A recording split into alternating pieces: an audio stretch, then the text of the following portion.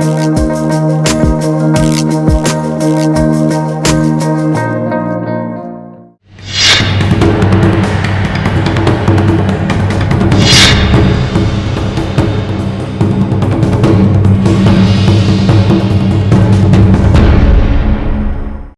मु सुप्रिया अनुसूचित जाति बा एससी वर्गर कौनसी व्यक्ति हिंदू धर्मरू ख्रिस्टियान को धर्म परिवर्तन कले एससी मान्यता हराइबे बोली सुप्रीम कोर्ट कहते। आंध्र प्रदेश हाईकोर्ट को एक राय को बलवत्तर रखी सुप्रीम कोर्ट मंगलवार एभली एक राय देइछन्ती एवं सेथिरे निर्दिष्ट भाव में हिंदू सिख एवं बौद्ध धर्म अवलंबन करुतिले सेमाने ही अनुसूचित जाति बा एससी मान्यता पाई परिबे बोली कुहाଯାଇଛି एवं धर्म परिवर्तन कले तुरंत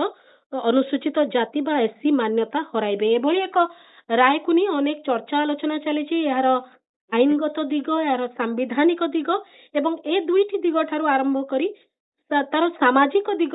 कौन रहिबो ए संपर्क में आम अधिक आलोचना करबा। आम सहित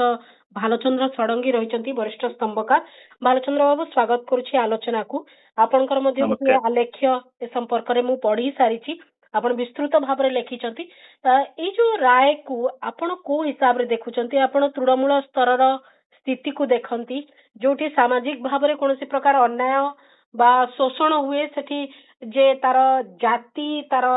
परिस्थिति केते गुरुत्व रखे एवं एई राय कोन प्रभाव पकेइबो? मु जो आलेख्यटा आपण मोर पढिचंती सेटा मु गोटे त्वरित गोटे रिएक्शन देइथिली, किंतु गोटे बड़ लेखा सेति में तयारी करूची। बहुत गुडा विषय अछि। आपण तो जानिचंती जो आईनटा ए जो सुप्रीम कोर्ट रो आसिला वर्डिक्ट आसिला सेटा मत लागुची टिके तरबरिया हे गला एवं मेकानिकल हला। जेतियो प्रचार करा गला जे सत्य जेपरि एटा गोटे प्रथम थर पई धेला नहे, एटा आगरु जो माने जानिचंती संपर्क रे माने भलते जानंती जे संविधान तैयारी होगा परे गोटे प्रेसिडेंशियल ऑर्डर रे 1950 रे 1950 प्रेसिडेंशियल ऑर्डर जोटा कि आर्टिकल हम संविधान आर्टिकल 341 अनुसार प्रेसिडेंशियल ऑर्डर आसीतिला जो थे constitution of schedule caste order 1950 एवं सेही ऑर्डर रो क्लास 3 रे एठी कहा जायतिला जे दलित बा संप्रदायर व्यक्ति हिंदू धर्म व्यतीत अन्य धर्म जदि अनुसरण करते ताहले तांको एससी भाबे गणा जीवनी। एटा गोटे प्रेसिडेंशियल ऑर्डर थिला। एक्चुअली एटा संवैधानिक सभा रे एटा नेके आलोचना ही नथिला, किंतु ताकू वर्तमान जेमिति मीडिया रे प्रचार करा जाउची जे प्रथम थर में बोध हला जे एससी एसटी जो माने एससी लोक माने जो माने धर्म परिवर्तन करूचंती सेमान का पाइबेनी, एटा आगरो ही थिला। तापरे जदियो बहुत समय आम देखुचे जो माने दलित ख्रिस्टियान लोक माने विशेषकर दलित ख्रिस्टियान लोक से माने बहुत थर प्रतिवाद करचंती दाबी करचंती, किंतु सेटा ऊपर कोनोसी सरकार भी ता ऊपर कोनोसी विचार करना कि स्पष्ट मत पोषण करना। किंतु 2022 मसिया रे मोदी सरकार गोटे कमिशन तैयारी करथिले जो कमिशन होची बालकृष्णन बोली जे कि एक्स सीजीआई थिले केजी बालकृष्णन आपण जानथिबे, तांको नेतृत्व रे गोटे कमिटी तैयारी हितला एवं से कमिटी को दुई थर एक्सटेंशन भी दिया गलानी, किंतु से कमिटी रे अपन फाइंडिंग्स बा अंतिम रिपोर्ट आसीनी। ता सत्वे भी सरकार चाहिथिले कोर्ट रे एटा कहि परिथांते जे याकू आउरी डिले करा जाऊ अंतिम रिपोर्ट आसीबा पर्यंत, किंतु दुर्भाग्यर कथा वर्तमान जो सरकार अछंती से जेतु इंटरेस्टेड सब ये रे जेतु सेमान चाहउछंती जे जो माने दलित ख्रिस्टियान अछंती बा जो माने अन्य धर्मर लोक अछन से माने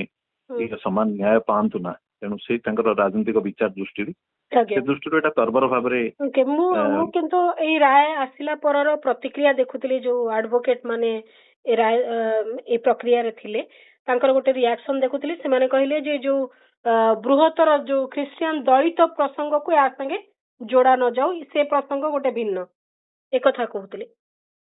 ना। नहीं एठी देखंतु को माने राइट मागुचंती जो माने दलित व्यक्ति जो माने अन्य धर्म को धर्मांतरित होइचंती से माने अधिकार मागुचंती। ए माने अन्य धर्म को धर्मांतरित होइथा उच्च जातिर लोक मागु नांती। तेणु जो माने जातिगत भाव रे निर्यातनार शिकार होचंती, जो माने भेदभाव शिकार होचंती, अस्पृश्यतार शिकार होचंती, से माने जेतेबेले गोटे धर्म को बदलाई दउचंती से धर्म रे कोन अस्पृश्यता बंद हो जाउची कि सेमानक प्रति गां रे कि साई रे कोर्ट कर जो जुक्तिटी रहिची ତା ଅବଶ୍ୟ ହିନ୍ଦୁ ଧର୍ମ ଶିଖ ଏବଂ ବୌଦ୍ଧ ଧର୍ମ ପ୍ରତି ବି ଅଙ୍ଗୁଳି ନିର୍ଦ୍ଦେଶ କରୁଛି। କୋର୍ଟଙ୍କର ଯୋଉ ଯୁକ୍ତି ରହୁଛି ଯେ ଜାତି ଆଧାରିତ ଯୋଉ ଡିସ୍କ୍ରିମିନେସନ ଗୁଡିକ ଯୋଉ ଭେଦଭାବ ଗୁଡିକ ଏ ଧର୍ମ ହିନ୍ଦୁ ଧର୍ମ ଏସବୁ ଧର୍ମରେ ଯୋଉଠି ଏସସି ପ୍ରୋଟେକ୍ସନ ଦରକାର ଏସଟି ଆକ୍ଟ ର ସେଭଳି ପରିସ୍ଥିତି ଖ୍ରୀଷ୍ଟିଆନିଟିରେ ନାହିଁ ବୋଲିକିରି କୋର୍ଟ କୁହନ୍ତୁ ଯେ ହିନ୍ଦୁ ଧର୍ମ ହଉଛି ଗୋଟେ ଜାତି ଭେଦଭାବ ସୃଷ୍ଟିକାରୀ ଧର୍ମ ବୋଲି, ସେ କଥା ତ କୋର୍ଟ ବି କହୁନାହାନ୍ତି। ଏଟା ପରୋକ୍ଷରେ ଏକ ପ୍ରକାର ଏଇ କଥା ହିଁ କୁହାଯାଉଛି କହିବାକୁ ଗଲେ। ସ୍ପଷ୍ଟ ଭାବରେ କହୁନାହାନ୍ତି। ଦେଖନ୍ତୁ ହିପୋକ୍ରେସି କେମିତି ରହିଛି। ଇଭେନ ଯୋଉମାନେ ଇସଲାମ ଆଉ ଖ୍ରୀଷ୍ଟିଆନିଟି ଭାରତ ବର୍ଷରେ ଯୋଉମାନେ ନେତୃତ୍ୱ ନଉଛନ୍ତି ସେମାନଙ୍କର ବି ଗୋଟେ ହିପୋକ୍ରେସି ରହିଛି। ମାନେ ତାଙ୍କ ଧର୍ମ ଭିତରେ ଯୋଉମାନେ କନଭର୍ଟ ହଉଛନ୍ତି ସେମାନେ ଭେଦଭାବର ଶିକାର ହଉଛନ୍ତି। ଅଲଗା ଚର୍ଚ୍ଚ ତିଆରି ହଉଛି, ଅଲଗା ମସଜିଦ ତିଆରି ହଉଛି, ଅଲଗା ବସତି କରାହଉଛି, ଗୋଟିଏ ସାହିରେ ରହୁନାହାନ୍ତି, ବାହାଘର ହଉନି, ଏ କଥା ସେମାନେ ସ୍ୱୀକାର କରୁନାହାନ୍ତି। ଏମାନେ ଯଦି ସ୍ୱୀକାର କରୁଥାନ୍ତେ ସ୍ପଷ୍ଟ ଭାବରେ ତାହେଲେ ସେମାନେ ବି ଇଣ୍ଟରଭେନ କରିଥାନ୍ତେ ଯେ ଆମ ଧର୍ମରେ ଏଇଟା ରହିଛି, ତେଣୁ ଆମ ଧର୍ମର ଯୋଉମାନେ ଭେଦଭାବ ଶିକାର ହଉଛନ୍ତି ତାଙ୍କ ପାଇଁ ପ୍ରୋଟେକ୍ସନ ଦିଆଯାଉ। एक्चुअली ये केस आसला कुआडे ये केस आसला चिंतला आनंद बनाम आंध्र प्रदेश सरकार गोटे केस है। यहाँ चिंतला आनंद जने दलित व्यक्ति जे कि कन्वर्ट होती ख्रीस्टियन धर्म को जिते अत्याचार है सी SC ST prevention of atrocity act 1989 अनुसार से केस फायर कले किंतु सेटा जेहेतु पुलिस सेटा को डिसमिस करदेला से कोर्ट को गले एवं अल्टीमेटली हाईकोर्ट भी सेटा को डिसमिस करदेला जे ये जने हिंदू नुहति तेणु सुप्रीम कोर्ट को गला। तार अर्थ ये सुप्रीम कोर्ट वर्डिक्ट नहीं मोर मत हूँ जे गोटे लोक जदि धर्म परिवर्तन करदेला परंतु आज हिंदू थिला से काली की क्रिश्चियन हो गला ता प्रति भेदभाव तो बदलानी सामाजिक स्थिति तो किसी परिवर्तन सामाजिक स्थिति परिवर्तन हलानी ता प्रति भेदभाव अभ्यास रहिला एवं ताकू ताकू जेतेबेले बोले जो कोर्ट जो विचार कला गोटे मेकानिकल अप्रोच नाला गोटे यांत्रिक भाव में ये गोटे धर्म बदल देला तेणु आर सब समाप्त हो गला तेणु आको कौन प्रोटेक्शन दिया दरकार नहीं कोन गोटे धर्मांतरीकरण बा धर्म परिवर्तन रोकिबा पई गोटे टूल हिसाब रे एभली कथा को व्यवहार एक्चुअली मु मोर लेखरे भी आलोचना जोटा कहिछि भी जेतेबेले भारतर संविधान सभा भी बसिथिला एवं परवर्ती अवस्था रे जो माने नेतृत्व नउथिले सेमानक भितर बहुत रक्षणशील हिंदू लोक थिले एवं आपण देखंतु भारत वर्ष रे हिंदू धर्म को समकक्ष हला परी टार्गेट ये कला परी प्रतिद्वंदी हिसाब रे दुईटी प्रमुख धर्म रही आछि गोटे होछि इस्लाम धर्म आ गोटे होछि ईसाई धर्म एवं ए दुईटा जाक होछनी बड़ धर्म आउ संगठित धर्म एवं एमानकर इंटरनेशनल रूट भी अछि तेणु एई दुईटा धर्म भारत वर्ष रे हिंदू धर्म को काले खाई जीवो कि हिंदू धर्म को माइनॉरिटी रे परिणत कर देबो तेणु काले हिंदू लोक कहीं इतिहास भी अच्छी आम देखा ब्रिटिश आसवा पूर्व कि बहुत आगु भी भारत वर्ष आज जो मैंने मुसलमान अच्छा ख्रीस्टियान अच्छा से कौटू आसी ना बाहर आसी ना से आम देशर लोक जो मैंने जाति व्यवस्था द्वारा उत्पीड़ित होकर गोटे श्वास नापी जगह पाइबा अन्य धर्म को जाति व्यवस्था द्वारा उत्पीड़ित अधिकांश आर्थिक कारणटा प्रायतः नुहे किछि परिमाण रे थाई पारे जेमती आपण देखंतु आपण जदि ओडिसा रे क्रिश्चियन धर्मर इतिहास देखिबे ताले 9 को दुर्भिक्ष समय सर्वाधिक लोक क्रिश्चियन हेतिले जेतेबेले अनाथ हे गले पिला माने एवं जो माने जाइकिरी छत्र रे खाइले सेमानकु पुरई दिया गलानी सेमानकु घृणा करा गला तांको बासन करा गला एवं अनाथ पिला मानकु किए पचारिलेनी सेतेबेले चर्च रो जो माने थिले सेमाने सेई पिलांगु नेले पाठ पढाइले तनकु बंचैले पाठ पढाइले मनीष कले तेणु परवर्ती अवस्था से क्रिश्चियन हेले आपण ओडिशार सबुठु प्राचीन चर्च जोटा सोरडा चर्च गंजाम जिल्लार सेमानकर भी तो गोटे रहुची मु से फेरी भी आपण जो कथाटी कहउचंदी कंप्लीट करिवे आपण तेणु सेठी इकोनॉमिक कारण थिला मु सेठी कहबी जे सेठी अर्थनैतिक कारणटा प्रमुख थिला यदि इकोनॉमिक कारण पई से माने धर्म परिवर्तन करबा पई एक प्रकार बाध्य होतले सेपटे मध्य नंबर बढ़ेबा पई तांको धर्मावलंबीक संख्या वृद्धि रो गोटे इंटेंशन थिबो निश्चय नहीं आपण देखंतु क्रिश्चियन धर्म हिंदू धर्म रे नहीं किंतु क्रिश्चियन धर्म आउ इस्लाम धर्म रे सेमानकर रहिछि बोले इभांजेलिज्म रहिछि सेमाने तांकर ସଂଖ୍ୟା ବଢେଇବାର ତାଙ୍କର ଆଚ୍ଛା। ଧର୍ମାନ୍ତୀକରଣ କରିବାର ଗୋଟେ ନୈତିକ ଭାବରେ ଆଇନଗତ ଭାବରେ ସେମାନେ ତାକୁ ଠିକ ବୋଲି ଭାବୁଛନ୍ତି। ହଁ, ଧର୍ମାବଲମ୍ବୀଙ୍କ ସଂଖ୍ୟା ବଢିବ କେବେ? ହଁ, ସଂଖ୍ୟା ବଢେଇବ। ତେଣୁ ସେମାନେ ପୃଥିବୀ ସାରା ଧର୍ମାନ୍ତୀକରଣ ହେଇଛି ଏବଂ ଧର୍ମାନ୍ତୀକରଣ କିନ୍ତୁ ଫୋର୍ସ ଜରିଆରେ କରିବାଟା ଠିକ ନୁହେଁ। ଯଦି ଜଣେ ଲୋକ ଆମ ଦେଶର ସମ୍ବିଧାନ ବି ଅନୁମତି ଦେଇଛି, ଜଣେ ଲୋକ ଯଦି ନିଜର ଧର୍ମକୁ ଛାଡିକିରି ଆଉ ଗୋଟେ ଧର୍ମକୁ ଭଲ ପାଇକିରି ଗଲା, ଇଚ୍ଛାରେ ଗଲା, ତାହେଲେ ଏବେ ବି ଆଜି ବି ଭାରତରେ ବିଜେପି ସରକାର 12 ବର୍ଷ ରହିଲା ପରେ ବି ଯୋଉ ସମ୍ବିଧାନ ଯୋଉ ନିୟମ ଅଛି ସେଥିରେ ସ୍ପଷ୍ଟ ଭାବରେ କୁହାଯାଇଛି ଯେ ଜଣେ ଇଚ୍ଛା ଅନୁସାରେ ଧର୍ମାନ୍ତୀକରଣ ଧର୍ମ ପରିବର୍ତ୍ତନ କରିପାରିବ। ଆଉ ଯଦି ଆପଣଙ୍କୁ ଯୋଉମାନେ ପ୍ରଚାର କରୁଛନ୍ତି ଯେ ଧର୍ମାନ୍ତୀକରଣ କେବଳ ପଇସା ପାଇଁ ହଉଛି, ଆପଣ ଦେଖନ୍ତୁ ଆମ୍ବେଦକର ଧର୍ମ ବଦଳିଲେ ବୌଦ୍ଧ ଧର୍ମ ଗ୍ରହଣ, ଆମର ମଧୁବାବୁ ଏଇଠି ବଦଳିଥିଲେ ଖ୍ରୀଷ୍ଟିଆନ ଧର୍ମ ଗ୍ରହଣ କରିଥିଲେ। ଏମାନେ କଣ ପଇସା ପାଇଁ ଯାଇଥିଲେ କି? ଏମାନେ ସେଇ ସବୁ ଏମାନେ ହିନ୍ଦୁ ଧର୍ମର ଯୋଉ କଠୋରପନ୍ଥୀ ବା ଯୋଉ ରକ୍ଷଣଶୀଳ ହିନ୍ଦୁ ଧର୍ମ ସେଥିରେ ଅତିଷ୍ଠ ହେଇଥିଲେ ଏବଂ ସେମାନେ ଭାବୁଥିଲେ ଯେ ଆଉ ଗୋଟେ ଲିବରାଲ ଧର୍ମ, ଆଉ ଗୋଟେ ବେଟର ଧର୍ମ, ଯୋଉଠି ଆମ୍ବେଦକର ତ ବହୁ ଆଗରୁ କହିସାରିଥିଲେ ଯେ ମୁଁ ହିନ୍ଦୁ ଧର୍ମରେ ଜନ୍ମ ହେଇଛି, ଏଟା ମୋର ଭୁଲ ନାହିଁ, କିନ୍ତୁ ମୁଁ ମଲା ବେଳକୁ ହିନ୍ଦୁ ହେଇକିରି ମରିବେନି। ଏବଂ ସେତେବେଳେ ଆମ୍ବେଦକର ବି କେବଳ ବୌଦ୍ଧ ଧର୍ମ ନୁହେଁ, ତା ପୂର୍ବରୁ ଇସଲାମ ଆଉ ଖ୍ରୀଷ୍ଟିଆନିଟି ସମ୍ପର୍କରେ, ଶିଖ ଧର୍ମ ସମ୍ପର୍କରେ ବି ଚିନ୍ତା କରୁଥିଲେ ଯେ କୋଉ ଧର୍ମକୁ ଗଲେ ମୁଁ ଟିକେ ବେଟର ଇଏ ହେବି ବୋଲି। ତେଣୁ ସିଏ ମରିବାର ଠିକ ପୂର୍ବରୁ ସେ ସ୍ଥିର କଲେ ଯେ ତାଙ୍କର ଯୋଉମାନେ ଅନୁଗାମୀ ଥିଲେ ସେମାନଙ୍କୁ ଗୋଟେ ସ୍ପଷ୍ଟ ବାର୍ତ୍ତା ଦେବା ପାଇଁ ଯେ ନାଇଁ ବୌଦ୍ଧ ଧର୍ମ ଗ୍ରହଣ କରିବେ, ଏବଂ ବୌଦ୍ଧ ଧର୍ମ ଗ୍ରହଣ କଲେ ବହୁତ ତାଙ୍କର ସମର୍ଥକ ମାନଙ୍କ ସହିତ। ତେଣୁ ଧର୍ମାନ୍ତୀକରଣ କଥା ନେଇକି ଯେତେବେଳେ ଧର୍ମ ପରିବର୍ତ୍ତନ କଥା ଆସୁଛି, ତାକୁ ପୁରାପୁରି ଆପଣ ଯୋଉ ପ୍ରଚାର ଚାଲିଛି, ଗୋଟେ ଏକ୍ସଟ୍ରିମ ପ୍ରଚାର ଚାଲିଛି, ଗୋଟେ ପଟୁ ଯେ ପୁରାପୁରି ଚାଲିଛି ଯେ କେବଳ ପଇସା ପାଇଁ, କେବଳ ଇଏ ପାଇଁ କରୁଛନ୍ତି, ସେଟା ଭୁଲ କଥା। କମ ଲୋକ ଏହାର ସାମାଜିକ ସ୍ଥିତି ସମ୍ପର୍କରେ ଆଲୋଚନା ଆପଣ ଦେଖନ୍ତୁ, ଆପଣ ଦେଖନ୍ତୁ ଯୋଉମାନେ ଖ୍ରୀଷ୍ଟିଆନ ବୋଲେ ଗୋଟେ ବ୍ରାହ୍ମଣ ଲୋକ, ଉଚ୍ଚ ଜାତିର ଲୋକ, ବ୍ରାହ୍ମଣ କି କରଣ ଲୋକ ଯେତେ ଗରିବ ହେଲେ ମଧ୍ୟ କେବେ ଖ୍ରୀଷ୍ଟିଆନ ହୁଏନି, ପ୍ରାୟ ହୁଏନି, ପ୍ରାୟ ଆପଣ ବହୁତ କମ କ୍ୱଚିତ ଦେଖିଥିବେ। ମୁଁ ତ ଦେଖିନି, ଯଦି ଥିବ ଗୋଟିଏ ବା ଦୁଇଟି ଥାଇପାରେ। କିନ୍ତୁ ଧର୍ମାନ୍ତରିତ ଅଧିକାଂଶ ଲୋକ ଦଳିତ ବର୍ଗର, ଆଦିବାସୀ ବର୍ଗର କାହିଁକି ହଉଛନ୍ତି? ତାର ଏକମାତ୍ର କାରଣ ହେଲା ଆମ ସମାଜରେ, ହିନ୍ଦୁ ସମାଜରେ ଜାତି ଯୋଉ ବ୍ୟବସ୍ଥା ଅଛି, ଜାତି ବ୍ୟବସ୍ଥାରେ ଏମାନଙ୍କ ସାମାଜିକ ସ୍ଥିତି ବହୁତ ଖରାପ ସ୍ଥିତିରେ ଅଛି।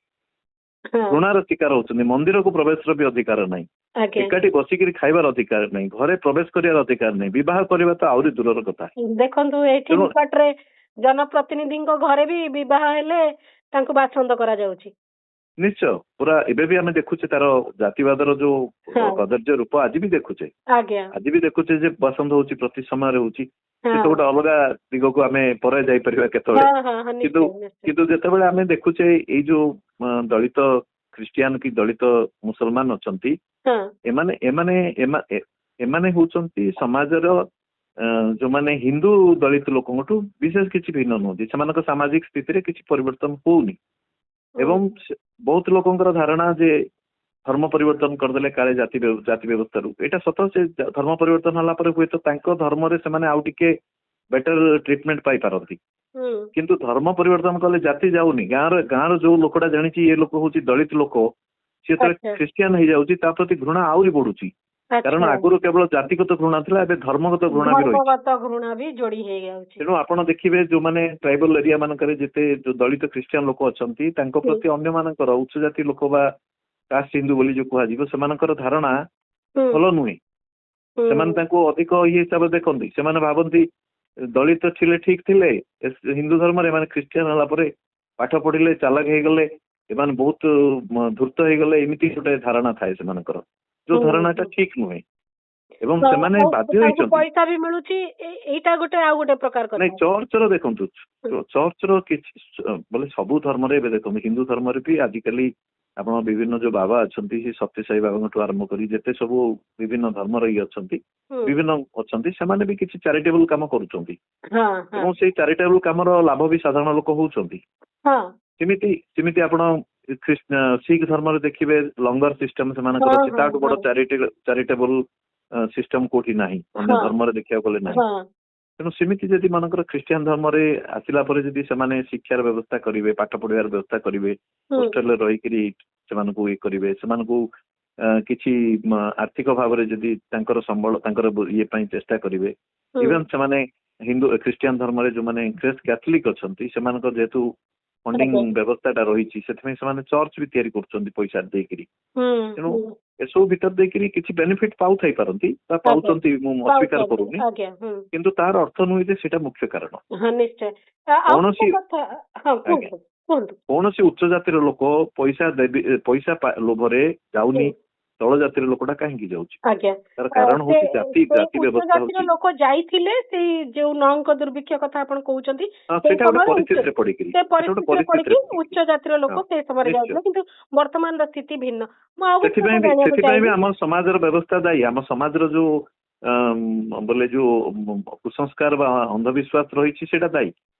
ଯିଏ ଛତରରେ ଖାଇଲା ସିଏ ଛତରଖିଆ ହେଇଗଲା ସିଏ ଜାତିରୁ ଗଲା ବା ଯିଏ ଅନାଥ ହେଇଗଲା ତା ବାପା ମା ମରିଗଲେ ତାକୁ ଆଉ କିଏ ପଚାରିଲେନି ଆମ ସମାଜର ସେ ଯୋଉ ସେତେବେଳର ଯୋଉ ପରିସ୍ଥିତି ସେଇ ପରିସ୍ଥିତି ହିଁ ଦାୟୀ ଆଜ୍ଞା ଆଉ ଆମେ ତ ତାର ଅଂଶ ଦେଖିଛେ ଅନ୍ତର୍ଜାତୀୟ ଖ୍ୟାତି ସମ୍ପନ୍ନ ଓଡିଶାର ଯୋଉ କବି ତାଙ୍କ ପରିବାର ବି କୋଉ ପ୍ରକାରର ପରିସ୍ଥିତି ସେଇ ସମୟରେ ହେଇଥିଲା ସେ କଥା ସମସ୍ତେ ଜୟନ୍ତ ମହାପାତ୍ରଙ୍କ ପ୍ରସଙ୍ଗ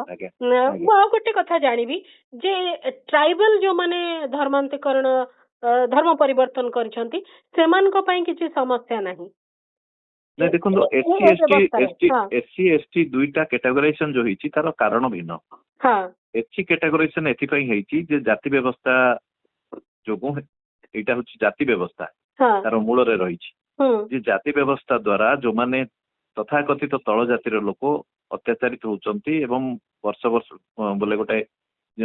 ପିଢି ଧରିକିରି ସେମାନେ ଶିକ୍ଷାରୁ ଆଉ ସମ୍ପତ୍ତିରୁ ବଞ୍ଚିତ ହେଇକିରି ଆସିଛନ୍ତି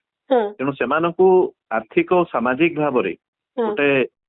ସମାନ ସ୍ତରକୁ ଆଣିବା ପାଇଁ ସମସ୍ତଙ୍କ ସହିତ ସମକକ୍ଷ କରିବା ପାଇଁ ଗୋଟେ ଆଫର୍ମେଟିଭ ଆକ୍ସନ ହିସାବରେ ସେମାନଙ୍କୁ ରିଜର୍ଭେସନ ର ସୁବିଧା ଦବା ପାଇଁ ସେମାନଙ୍କୁ ଗୋଟେ କ୍ୟାଟାଗୋରାଇଜ କରାଯାଇଛି ଏସସି ବୋଲି ସେଡ୍ୟୁଲ କାଷ୍ଟ ତେଣୁ ଏଇଠି ଜାତିଟା ହଉଛି ମୂଳ ଜାତିଗତ ଘୃଣାଟା ହଉଛି ମୂଳ କିନ୍ତୁ ଏସଟି କ୍ଷେତ୍ରରେ ଜାତିଗତ ଘୃଣାଟା ମୂଳ ନୁହେଁ କାହିଁକିନା ଏସଟି ମାନେ ପ୍ରାୟତଃ ହିନ୍ଦୁ ଧର୍ମରେ ନଥିଲେ ଏବେ କିଛି ହେଇଛନ୍ତି ଅଲଗା କଥା କିନ୍ତୁ ଆଗରୁ ବିଲକୁଲ ନଥିଲେ ହିନ୍ଦୁ ଧର୍ମରେ ସେମାନଙ୍କର ପ୍ରକୃତି କୈନ୍ଦ୍ରିକ ଧର୍ମ ଏବଂ ସେମାନଙ୍କ ଧର୍ମରେ ଜାତିର କୌଣସି ସ୍ଥାନ ନଥିଲା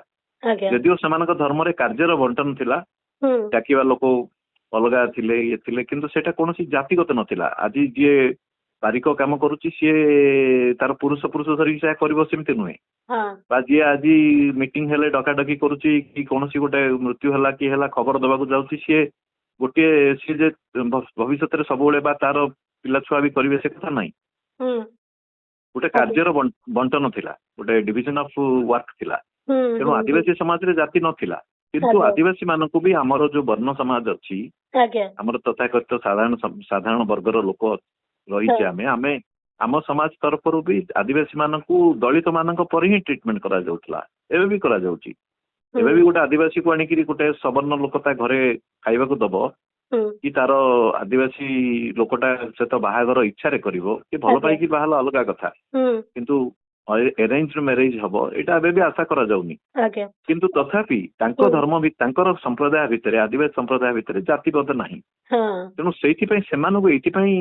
ଗୋଟେ କ୍ୟାଟେଗୋରାଇଜ କରାଗଲା ଯେ ସେମାନେ ସାମାଜିକ ଭାବରେ ଆର୍ଥିକ ଭାବରେ ଏବଂ ସଭ୍ୟତାଗତ ଭାବରେ ବି ବହୁତ ପଛରେ ଅଛନ୍ତି ଅନ୍ୟମାନଙ୍କଠୁ ତାଙ୍କୁ ଆଗକୁ ଆଣିବାକୁ ହେଲେ ଏକ୍ଜାକ୍ଟଲି ତାଙ୍କର ଡିଷ୍ଟିଙ୍କ୍ଟ କଲଚର ଡିଷ୍ଟିଙ୍କ୍ଟ ଟ୍ରାଡିସନ ସେମାନଙ୍କର ବେଶଭୂଷା ସେମାନଙ୍କର ଭାଷା ଏସବୁ ଦୃଷ୍ଟିରୁ ଅଲଗା ଏବଂ ଯେହେତୁ ଆମେ ସେମାନେ ପଶ୍ଚାତପଦ ଅବସ୍ଥାରେ ଅଛେ ବୋଲି ଆମେ ଭାବୁଛେ ତେଣୁ ଭାରତର ସମ୍ବିଧାନରେ ସେଇ ବ୍ୟବସ୍ଥା କରାଗଲା କି ପରବର୍ତ୍ତୀ ଅବସ୍ଥାରେ ସରକାର ମାନେ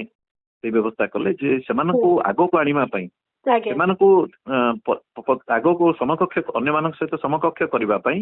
ଗୋଟେ ଆଫର୍ମେଟିଭ ଆକ୍ସନ ହିସାବରେ ରିଜର୍ଭେସନ ର ସୁବିଧା ଦିଆଗଲା ଏବଂ ସେଇ ଯୋଉ ସେଡ୍ୟୁଲ ଟ୍ରାଇବ ଅଛନ୍ତି ଏବେ ବି ସେଡ୍ୟୁଲ ଟ୍ରାଇବ ଯେତିକି କମ୍ୟୁନିଟି ଅଛନ୍ତି ଭାରତ ବର୍ଷରେ ସମସ୍ତେ ଯେ ସେଡ୍ୟୁଲ ଟ୍ରାଇବ ରେ ତାଲିକାଭୁକ୍ତ ହେଇଛନ୍ତି ସେ କଥା ନାହିଁ ଏବେ ବି ଛୋଡିଆ ମାନେ ଲଢେଇ କରୁଛନ୍ତି ଆମକୁ ସାମିଲ କର ବୋଲି ଆପଣଙ୍କୁ ଶୁଦ୍ଧ ସବର ସମ୍ପ୍ରଦାୟ ଲୋକମାନେ ଦାବି କରୁଛନ୍ତି ଆମକୁ ବି ସାମିଲ କର ବୋଲି ଏବେ ବି ବହୁତ ସମ୍ପ୍ରଦାୟ ଆଦିବାସୀ ସମ୍ପ୍ରଦାୟ ଅଛନ୍ତି ଯୋଉମାନେ ବଞ୍ଚିତ ହେଇକି ଅଛନ୍ତି କିନ୍ତୁ ଯୋଉ ତାଲିକା ତିଆରି ହେଇଛି ସେ ତାଲିକା କେବଳ ଆଦିବାସୀ ଧର୍ମ ନିର୍ବିଶେଷରେ ଯେକୌଣସି ଆଦିବାସୀ ଲୋକଙ୍କ ପାଇଁ ହେଇଛି ତେଣୁ ଧର୍ମ ବଦଳେଇବା ନ ବଦଳେଇବା ଭିତରେ କିଛି ଫରକ ନାହିଁ କିନ୍ତୁ ଦୁର୍ଭାଗ୍ୟର କଥା ଆପଣ ଦେଖିବେ ଆଦିବାସୀ ଅଞ୍ଚଳ ମାନଙ୍କରେ ଆମେ ଦେଖୁଛୁ ବହୁତ ଥର କମ୍ପ୍ଲେନ ଆସୁଛି ଆମେ ବି ଇଣ୍ଟରଭ୍ୟୁ କରୁଛୁ जे जो माने एसटी लोक माने जो माने क्रिश्चियन होइचंती सेमाने तमे क्रिश्चियन हेगलो तुमको दिया जीवनी बोली आरआई माने भी कहउचंती सर्टिफिकेट दउ ना कास्ट सर्टिफिकेट माने हैरान होचंती नियम करि सारचंती ऑलरेडी हां एक्चुअली सेटा गोटे भूल बुझामणारू सेमाने हरि नै छंती जे जेहेतु एससी मानकु मिलुनी तेणु एसटी मानकु भी मिलिबा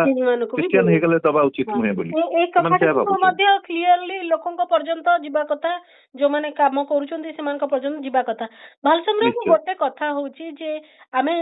जेमति मु प्रारंभ रु कहउतली यार गोटे आईनगत दिग अछि गोटे संवैधानिक दिग अछि एवं गोटे सामाजिक दिग अछि आमे दुई जणिया जस्टिस को द्वारा ए मामला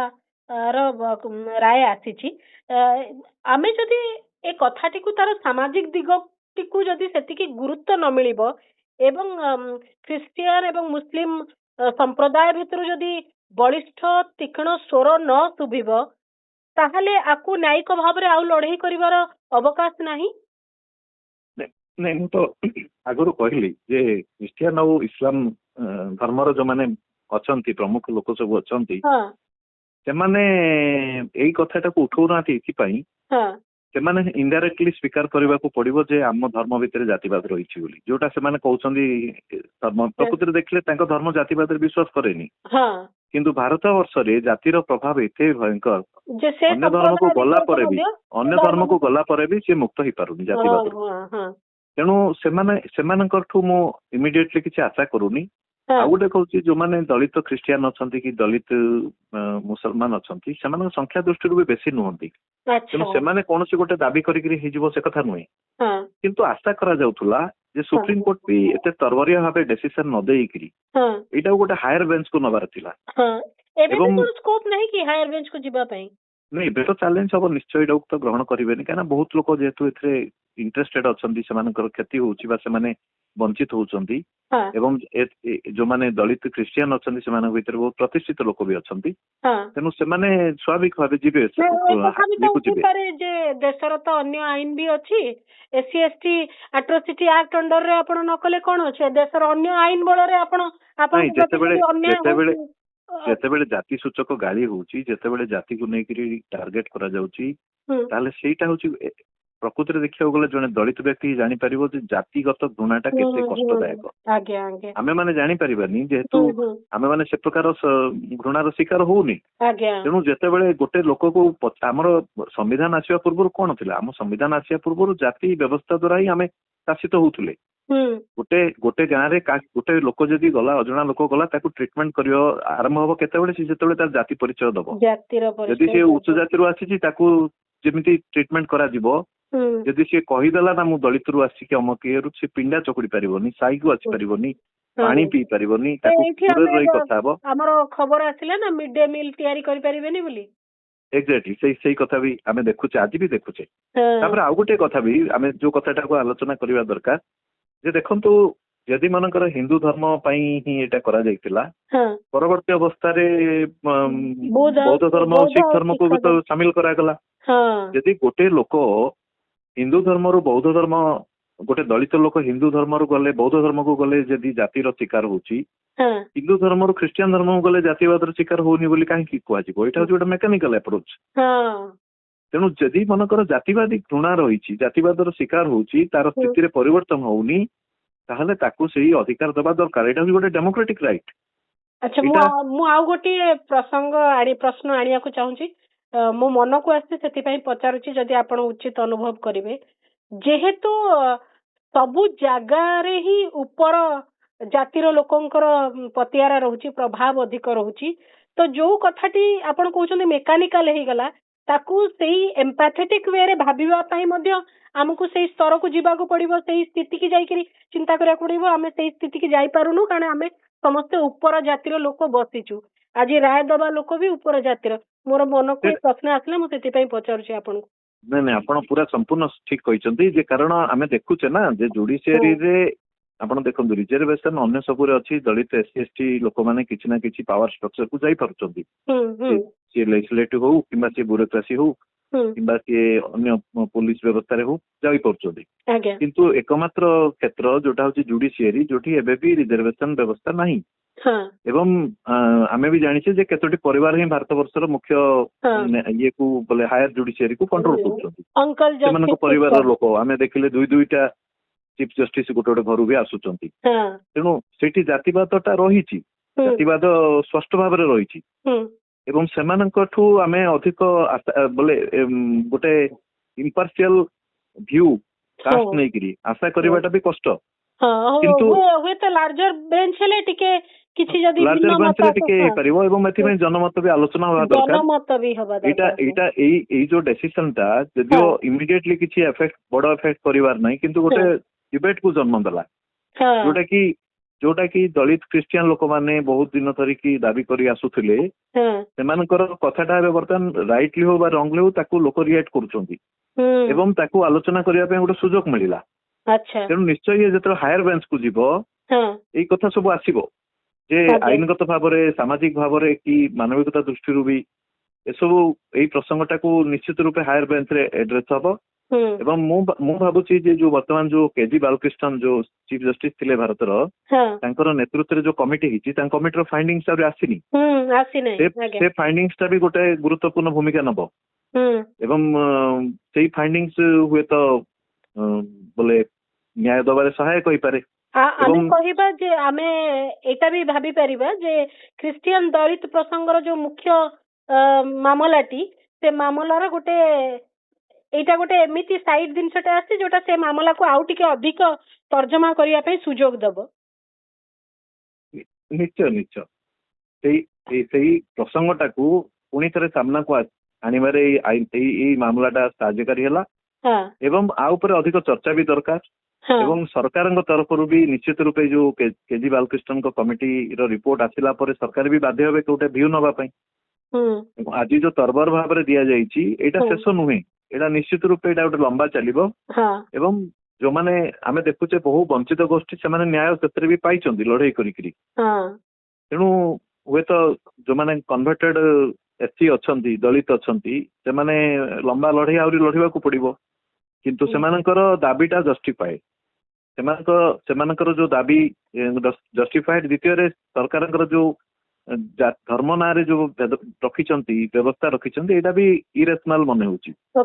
ଏଇ ଯୋଉ ରାୟ ପ୍ରଭାବରେ ବର୍ତ୍ତମାନ ଯାହା ରାୟ ଆସିଛି ତା ଯଦି ଏକ୍ସିକ୍ୟୁସନ କୁ ଆସେ ତାହେଲେ ହିନ୍ଦୁ ଧର୍ମରୁ ଧର୍ମ ପରିବର୍ତ୍ତନ କରି ଖ୍ରୀଷ୍ଟିଆନ ବା ମୁସଲିମ ହୋଇଥିଲେ ସେମାନଙ୍କୁ SC ST ଆଟ୍ରୋସିଟି ଆକ୍ଟରେ ସେମାନେ ଶୋଷଣ ବିରୋଧରେ ସ୍ୱର ଉତ୍ତୋଳନ କରିପାରିବେନି ବା ନ୍ୟାୟିକ ସାହାଯ୍ୟରେ ଲୋଡି ପାରିବେନି ଏବଂ ତାଙ୍କୁ ସଂରକ୍ଷଣ ବି ମିଳିବ ନାହିଁ। ଏଇ ତ ଦିଟା ଦିଗ ଅଛି। ଆପଣ ଦେଖନ୍ତୁ ଏବେ ବି ଯୋଉମାନେ ହିନ୍ଦୁ ଦଳିତ ଅଛନ୍ତି ସେମାନଙ୍କୁ ବି ଏ ଆଇନଟା ସେମାନଙ୍କୁ ଯୋଉ ଆଇନରେ ପ୍ରୋଟେକ୍ସନ ମିଳୁଛି ସେଇଥିପାଇଁ ଏ ଆଇନକୁ ଉଚ୍ଛେଦ କରିବା ପାଇଁ ବି ଦାବି ରହିଛି ଉଚ୍ଚ ଜାତିର ଲୋକଙ୍କ ତରଫରୁ। ଆଟ୍ରୋସିଟି ଆକ୍ଟକୁ ହଟେଇ ଦିଆଯାଉ ବୋଲି ବି ଡିମାଣ୍ଡ ରହିଛି। ଏବେ ଯୋଉ UGC ଗାଇଡଲାଇନ ସମ୍ପର୍କରେ ଯୋଉ ଚାଲିଥିଲା ଆନ୍ଦୋଳନ ସେତେବେଳେ ଏଇଟା ବି ଗୋଟେ ଦାବି ଥିଲା ଏବଂ କେନ୍ଦ୍ର ସରକାର ବି ମଝିରେ ତାକୁ ଏମେଣ୍ଡ କରିବା ପାଇଁ ଗୋଟେ ଉଦ୍ୟମ କରିଥିଲେ ଯୋଉଟା ବିରୁଦ୍ଧରେ ସାରା ଭାରତରେ ପ୍ରତିବାଦ ବି ହେଇଥିଲା। ତେଣୁ ଏଇଥିର ଦୁଇଟି ଅଛି। ଗୋଟେ ହଉଛି ଦେଖନ୍ତୁ ଜଣେ SC ହିସାବରେ, ଦଳିତ ହିସାବରେ କି ତଳ ଜାତିର ଲୋକ ହିସାବରେ ଭେଦଭାବର ଶିକାର ହଉଛି, ସେତେବେଳେ ଆଇନଟା ତାକୁ ପ୍ରୋଟେକ୍ସନ ଦଉଛି। ତା ପାଇଁ ଯୋଉ ଆଇନଗତ ପ୍ରୋଟେକ୍ସନ ଅଛି SC ହବା ଫଳରେ ସେ ପ୍ରୋଟେକ୍ସନ ଟା ମିଳୁନି। ସେମ୍ ଭାଇଲେନ୍ସ ର ବା ସେମ୍ ଭେଦଭାବର ସେମ୍ ଅସ୍ପୃଶ୍ୟତାର ଶିକାର ହେଲେ ବି ତାକୁ ପ୍ରୋଟେକ୍ସନ ମିଳୁନି, କିନ୍ତୁ ଅନ୍ୟ ଜାତିରେ ଥିବା ଅନ୍ୟ ଧର୍ମରେ ଥିବା ଲୋକକୁ ମିଳୁଛି। ଦ୍ୱିତୀୟ କଥା ହଉଛି ଯୋଉ ଆଫର୍ମେଟିଭ ଆକ୍ସନ ହିସାବରେ ଯୋଉ ରିଜର୍ଭେସନ ଟା ମିଳୁଛି ସେ ରିଜର୍ଭେସନ ବି ମିଳୁନି। ଆପଣ ଦେଖିବେ ଏବେ ବି ବହୁତ ଲୋକ ଦଳିତ ସମ୍ପ୍ରଦାୟର ଲୋକ ସେମାନେ ଖ୍ରୀଷ୍ଟିଆନ ହେବାକୁ ଇଚ୍ଛା ଥିଲେ ମଧ୍ୟ ଯାଇପାରୁନାହାନ୍ତି, କେବଳ କାଳେ ରିଜର୍ଭେସନ କଟିଯିବ। ଏ ଭୟଟା ବି ରହିଛି। ଆଚ୍ଛା, ଏଇ ଯୋଉ ରାୟଟି ଆସିଲେ ୟା ପରେ କଣ ଯୋଉ ଘର ବାପସି ଡ୍ରାଇଭ ଗୋଟେ ଚାଲେ ସେଥିରେ କିଛି ସୁଫଳ ମିଳିବ ବୋଲିକିରି? ନାଇଁ, ଘର ବାପସିଟା ହଉଛି ଗୋଟେ ପଲିଟିକାଲ କ୍ୟାମ୍ପେନ୍। ନାଇଁ, ମୁଁ ସେଇ ପଲିଟିକାଲ କ୍ୟାମ୍ପେନ୍ ଟା ଆଉ ଟିକେ ମାନେ ବଳ ପାଇବ ବୋଲିକିରି ଆପଣଙ୍କୁ ଲାଗୁଛି? ଆଗରୁ ଶୁଣନ୍ତୁ, ଏଇ ରାୟଟା ହଉଛି ଯୋଉମାନେ ହିନ୍ଦୁତ୍ୱବାଦୀ ରାଜନୀତି କରୁଛନ୍ତି ତାଙ୍କ ପାଇଁ ଗୋଟେ ମୋରାଲ ବୁଷ୍ଟିଂ ହେଇପାରେ ଗୋଟେ ସାମୟିକ ଭାବରେ। କିନ୍ତୁ ଆ ଫଳରେ ଯୋଉମାନେ ଖ୍ରୀଷ୍ଟିଆନ ହେଇଛନ୍ତି ସେମାନେ ଛାଡିକି ପଳେଇ ଆସିବେ ସେମାନେ ତ ଆଗରୁ ଜାଣିଛନ୍ତି ଯେ ଆମେ ଖ୍ରୀଷ୍ଟିଆନ ହେଲେ ମିଳିବନି ବୋଲି ଦଳିତ ଲୋକ ଯାଇଛନ୍ତି ବହୁତ ଦଳିତ ଲୋକ ମୁଁ ଜାଣିଛି ହଜାର ହଜାର ସଂଖ୍ୟାରେ ଦଳିତ ଲୋକ ଖ୍ରୀଷ୍ଟିଆନ ହେଇଛନ୍ତି ସେମାନେ ଜାଣୁଛନ୍ତି ଯେ ଆମେ ଖ୍ରୀଷ୍ଟିଆନ ବୋଲି ଡିକ୍ଲେୟାର କଲେ ଆମକୁ ଆଉ ମିଳିବନି ବୋଲି ତଥାପି ସେମାନେ ଖ୍ରୀଷ୍ଟିଆନ ହଉଛନ୍ତି ପଲିଟିକାଲ ଷ୍ଟ୍ରାଟେଜି ବୋଲି ଆପଣ କହୁଛନ୍ତି ପଲିଟିକାଲ ସ୍ଲୋଗାନ ପଲିଟିକାଲ କ୍ୟାମ୍ପେନ୍ କରିପାରନ୍ତି ପଲିଟିକାଲ କ୍ୟାମ୍ପେନ୍ ଏବେ ଦେଖନ୍ତୁ ସଂଘ ପରିବାର ତରଫରୁ RSS ତରଫରୁ ସେମାନଙ୍କ ବନବାସୀ କଲ୍ୟାଣ ଆଶ୍ରମ ଅଛି ବନବାସୀ କଲ୍ୟାଣ ଆଶ୍ରମ ଏବଂ ତାଙ୍କର ଅନ୍ୟାନ୍ୟ ସଂଗଠନ ସବୁ ଅଛି ଯୋଉମାନେ ଆଦିବାସୀଙ୍କ ଭିତରେ କାମ କରୁଛନ୍ତି ସେମାନେ ଆଦିବାସୀ ମାନଙ୍କୁ ଧର୍ମ ନାଁରେ ବିଭାଜିତ କରିବା ପାଇଁ ଏବଂ ଆଦିବାସୀ ମାନେ ଯୋଉମାନେ ଖ୍ରୀଷ୍ଟିଆନ ଅଛନ୍ତି ରିଜର୍ଭେସନ ସୁବିଧା ପାଉଛନ୍ତି ତାକୁ ହଟେଇବା ପାଇଁ ବି ଗୋଟେ କ୍ୟାମ୍ପେନ୍ କରିଛନ୍ତି ଗତ 2-3 ବର୍ଷ ଭିତରେ ସେମାନେ ସବୁ ଭାରତର ସବୁ ଜିଲ୍ଲାରେ ଗୋଟେ ଦାବି ପତ୍ର ଦେଇକି ସରକାର ଉପରେ ଚାପ ପକାଉଛନ୍ତି ଯେ ଯୋଉମାନେ ଖ୍ରୀଷ୍ଟିଆନ ଆଦିବାସୀ ହେଇଛନ୍ତି ସେମାନଙ୍କୁ ଆଦିବାସୀ ମାନ୍ୟତା ଦିଆଯାଉ ST ମାନ୍ୟତା ଯଦି ସେଇ କଥା ସେମାନେ କହିଛନ୍ତି ତାହେଲେ ଏବେ କହିପାରିବେ ଯେ ଆପଣ ଧର୍ମ ପରିବର୍ତ୍ତନ କରିକି ପୁଣି ଫେରି ଆସନ୍ତୁ ଘରକୁ ଆପଣଙ୍କୁ ST ମାନ୍ୟତା ମିଳିବ ସୁବିଧା ମିଳିବ ମତେ ଲାଗୁନି ଯେ ସେଇଟା କାମ ଦବ କାହିଁକି ଯୋଉମାନେ ଯାଇଛନ୍ତି ସେମାନେ ଜାଣିଛନ୍ତି ଯେ ଆମେ ଧର୍ମ ବଦଳେଇଲେ ମିଳୁନି ନ ମିଳିବା ସତ୍ତ୍ୱେ ବି ସେମାନେ ଯାଇଛନ୍ତି ତେଣୁ ସେମାନେ କାହିଁକି ଆସିବେ ସେମିତି ଆସିବେନି କିନ୍ତୁ ଏଇଟା ସତ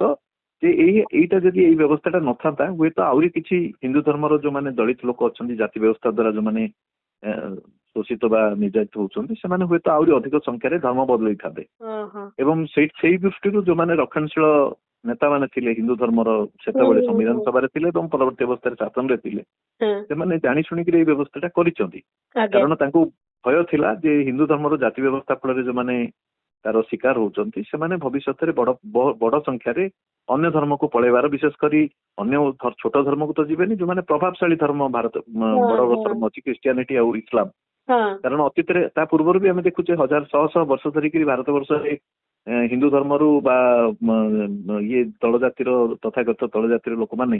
ସେମାନେ ଅନ୍ୟ ଧର୍ମକୁ ପରିବର୍ତ୍ତନ ହେଇଛନ୍ତି ଖ୍ରୀଷ୍ଟିଆନ ଧର୍ମ ସଂଖ୍ୟା ବଢୁଛି ଆଉ ଇସଲାମ ଧର୍ମାବଲମ୍ବୀଙ୍କ ସଂଖ୍ୟା ଆପଣ ଦେଖିବେ ଭାରତ ବର୍ଷରେ ସବୁଠୁ ଇସଲାମ ଧର୍ମ ଭିତରେ ବଡ ସଂଖ୍ୟା ହଉଛନ୍ତି ବୁଣକର ବା ଯୋଉମାନେ ୱିଭର୍ସ ବୋଲି କହିବେ ଆପଣ ସେମାନେ ବୁଣାକାର ମାନେ ହଉଛନ୍ତି ବଡ ସଂଖ୍ୟା ଆଜି ଯୋଉ ଆପଣଙ୍କର ମୁସଲମାନ ଭିତରେ ପସମନ୍ଦା ବୋଲି ଯୋଉଟା କୁହାହଉଛି ପସମନ୍ଦା ମୁସଲମାନ ହଉଛନ୍ତି ପ୍ରାୟତଃ ହଉଛନ୍ତି ୱିଭର୍ସ ଏବଂ ସେମାନେ ବଡ ସଂଖ୍ୟାରେ ଢାକା ସହର ଗୋଟେ ସମୟରେ ହିନ୍ଦୁ ପୁରା ୱିଭର ମାନଙ୍କର ସବୁଠୁ ବଡ ସହର ଥିଲା ଏବଂ ଢାକା ସହର ଗୋଟେ ସମୟରେ ଇସଲାମ ସବୁ ୱିଭର ମାନେ ଇସଲାମ ହେଇଗଲେ ୱିଭର ମାନେ ଏବଂ ତାଙ୍କର କମ୍ୟୁନିଟିର ବି ଚାରିଆଡେ ଅନ୍ତର୍ଜାତୀୟ ଖ୍ୟାତି ରହିଛି ଯୋଉ ପଶ୍ମିନା ନିଶ୍ଚୟ ତେଣୁ ସେ ଦୃଷ୍ଟିରୁ ସେଇ ଦୃଷ୍ଟିରୁ ଭୟ ଆଶଙ୍କା କରିକିରି ହିଁ ଏଇ ବ୍ୟବସ୍ଥା କରାଯାଇଥିଲା ଯେ କେବଳ ହିନ୍ଦୁ ଦଳିତ ଲୋକମାନଙ୍କୁ ହିଁ ଏ ରିଜର୍ଭେସନ ସୁବିଧା ମିଳିବ ଏବଂ ଅନ୍ୟ ଧର୍ମକୁ ଯଦି ପଳେଇ ଗଲେ ରିଜର୍ଭେସନ ସୁବିଧାଟା ଯଦି ମିଳିବ ତାହେଲେ ହୁଏତ ହିନ୍ଦୁ ଧର୍ମରୁ ବହୁ ସଂଖ୍ୟାରେ ପଳେଇ ଯିବେ ତେଣୁ ହିନ୍ଦୁ ଧର୍ମରୁ ଯଦି ଧର୍ମାନ୍ତରୀକରଣ ବିରୁଦ୍ଧରେ ଯୋଉମାନେ ଭାବୁଛନ୍ତି ଯେ ହିନ୍ଦୁ ଧର୍ମରୁ ଅନ୍ୟ ଧର୍ମକୁ ନ ଯାଆନ୍ତୁ ସେମାନେ ହିନ୍ଦୁ ଧର୍ମକୁ ରିଫର୍ମ କରନ୍ତୁ ହିନ୍ଦୁ ଧର୍ମରେ ଗୋଟେ ସମାନତା ଆଣନ୍ତୁ ହିନ୍ଦୁ ଧର୍ମରେ ଘୃଣା ଭେଦଭାବ ନ ରହୁ ଗୋଟେ ହିନ୍ଦୁ ଆଉ ଗୋଟେ ହିନ୍ଦୁକୁ ଅସ୍ପୃଶ୍ୟ ହିସାବରେ ନ ବିଚାର କରୁ ବାହାଘରରେ ଠୁ ଆରମ୍ଭ କରି କୌଣସି କ୍ଷେତ୍ରରେ ଯୋଉ କୁହାଯାଉଛି ରୋଟି ବେଟିକା ରିସ୍ତା ବୋଲି ହିନ୍ଦୀରେ କୁହାଯାଏ ସେଇଟା ରହୁ ଅବ୍ୟାହତ ରହୁ ତାହେଲେ ହିନ୍ଦୁ ଧର୍ମରୁ ଜଣେ ଜାତିଗତ ଭାବରେ ବୋଲେ ଯୋଉ ଯିଏ ଶିକାର ହଉଛି ଜାତିବାଦର ସେ ଯିବନି ଅନ୍ୟ ଧର୍ମକୁ ଆଉ ଆମେ ତ ଯୋଉମାନେ ହିନ୍ଦୁ ଧର୍ମର ରକ୍ଷା କରୁଛନ୍ତି ସେମାନେ ବି ଏକଥା କହୁନାହାନ୍ତି ସେମାନେ ଜାତି କଥା ନେଇକିରି ପାଟି ଖୋଲୁନାହାନ୍ତି ଜାତିକୁ ନେଇକି ଅତ୍ୟାଚାର ହେଲେ ପାଟି ଖୋଲୁନାହାନ୍ତି ଆମେ ଯୋଉମାନେ ଜାତି ଅତ୍ୟାଚାରର ବିରୋଧୀ ଜାତିବାଦର ବିରୋଧୀ ଆମେ ମାନେ ଦେଖୁଛୁ ଯେ ସମସ୍ୟାଟାକୁ ଯେ